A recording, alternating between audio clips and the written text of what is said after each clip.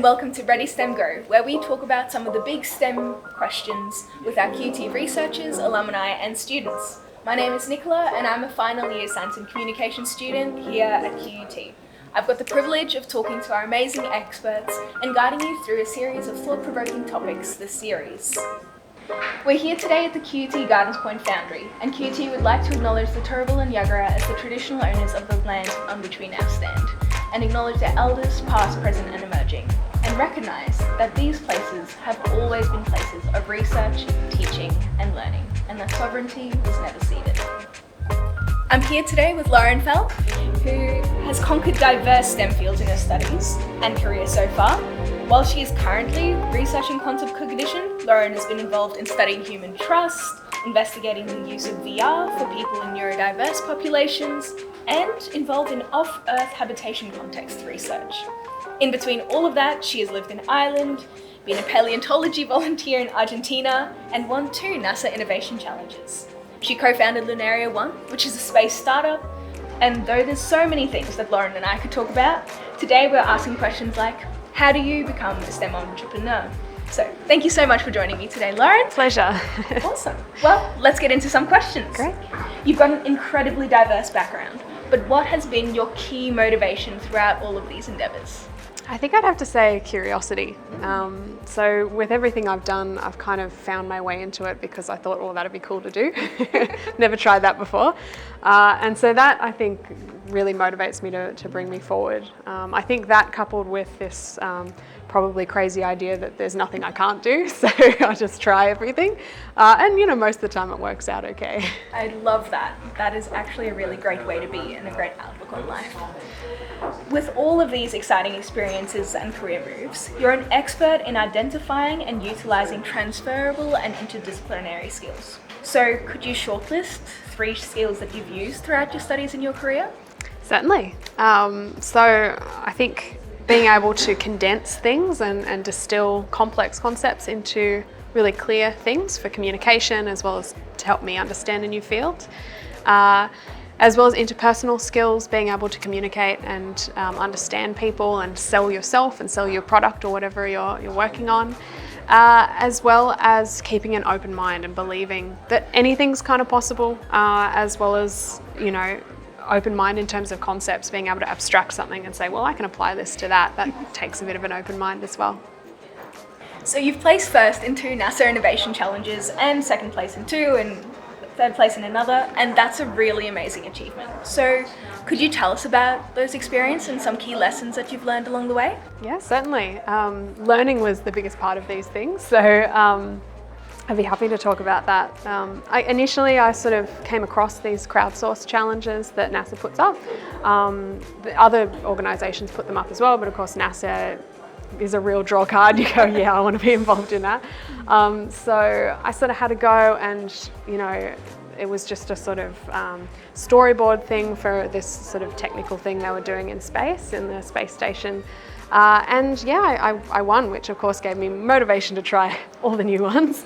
And yeah, like I said, the key was learning. Like the most valuable part of these challenges were learning by doing, and you have that added incentive of, okay, I'm doing something that's involved in this NASA stuff. So I'm really quite passionate about that from that experience. One of my early challenges, I designed a sort of radiation shield, and I kind of did it with shapes on PowerPoint, like, you know, really rudimentary kind of stuff. And I got second for that, which encouraged me a lot. And through subsequent challenges, I developed skills just to be able to do better and you know, improve what I could produce in CAD modelling, and I did some 3D printing and started to work with Raspberry Pis and electronics and stuff. And it was really just having that thing there, that goal, and needing to know a little bit to reach that goal and improve myself, that pushed me to learn all these things. And now, you know, my more recent challenge a couple of years ago, I won first place for a sort of design that I'd 3D printed and, like, you know, got the electronics working on and everything. And so it was very exciting, and I looked back and remembered my you know, PowerPoint shapes shield at the start. But yeah, I think crowdsourcing itself not only is useful and there's so many benefits for the organisations that run them, but for the people that actually participate, it's a really big learning opportunity and it's a chance to be part of something bigger and exciting. That's really, really exciting. So you're working on bringing selected seeds and plants to the surface of the moon. What's your kind of role in this mission, and would you one day like to go on a space mission? Oh, yes. I mean, who wouldn't?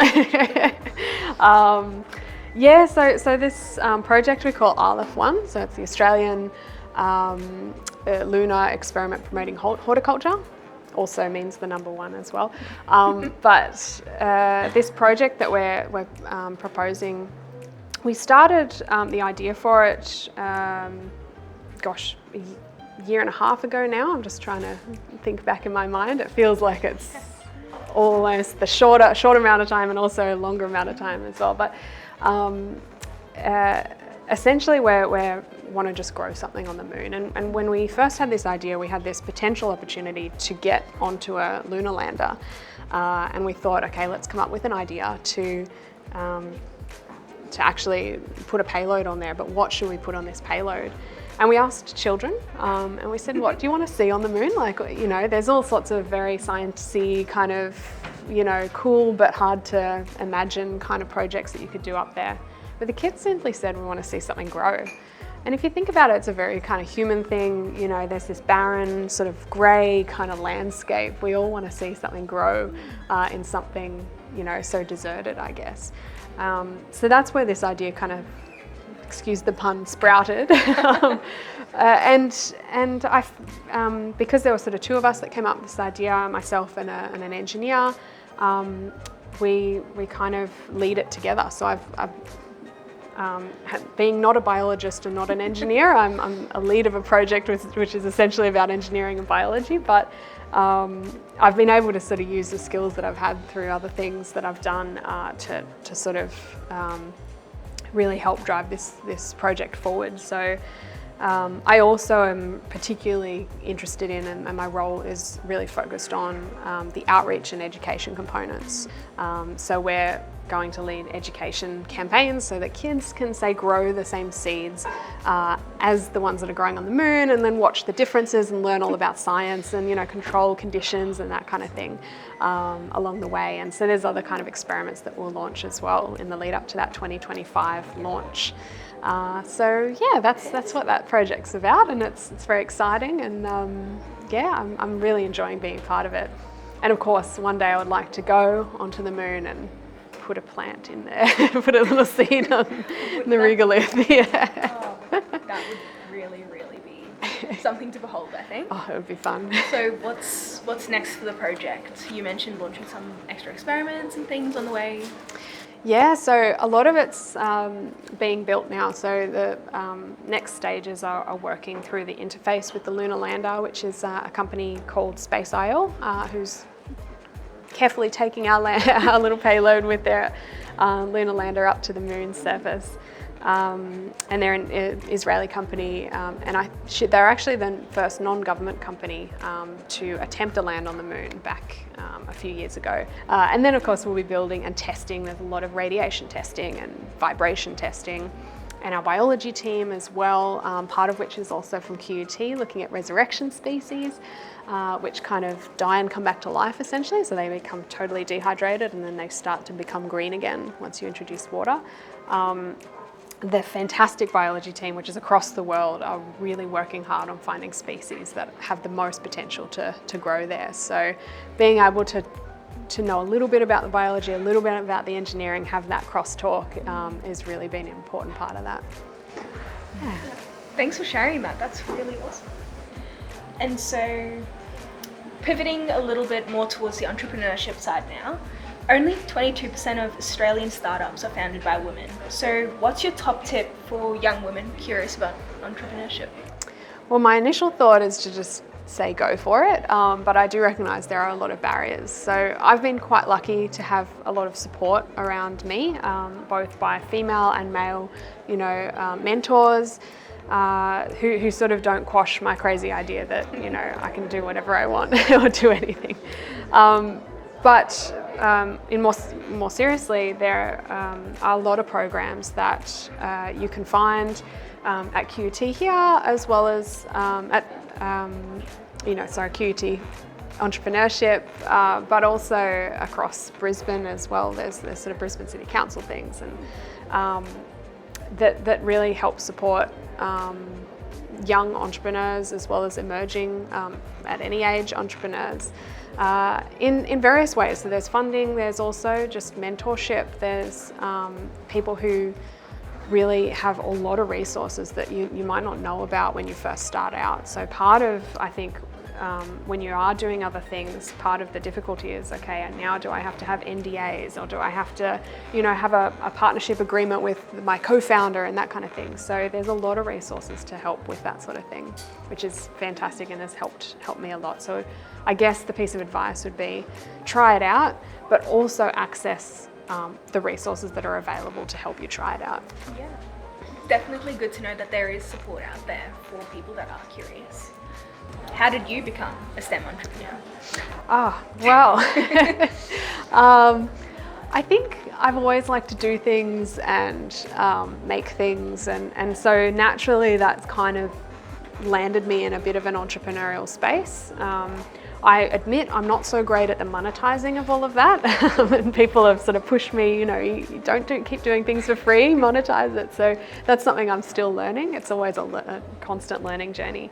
But I guess it's just through having ideas and feeling like I can just make the idea happen, and gathering people around me that can help me make that idea happen, as well as people who can help me put that idea out there and make it a business-worthy product or service. So, I think having ideas and also making sure you've got the right people to help you make things happen is really how I've got started with this.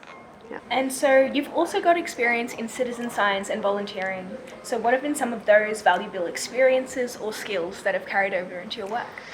Well, I think with the citizen sciences and the volunteering, you can kind of try a lot of things. So I think for me, out of school, I decided, all right, I'm going to go down psychology path because I'm terrible at maths, and so I can't do engineering, which I quite enjoy. But and this kind of mentality, I think a lot of people have. They go, I'm going to choose this one career path, and that's what I'm going to go forward with.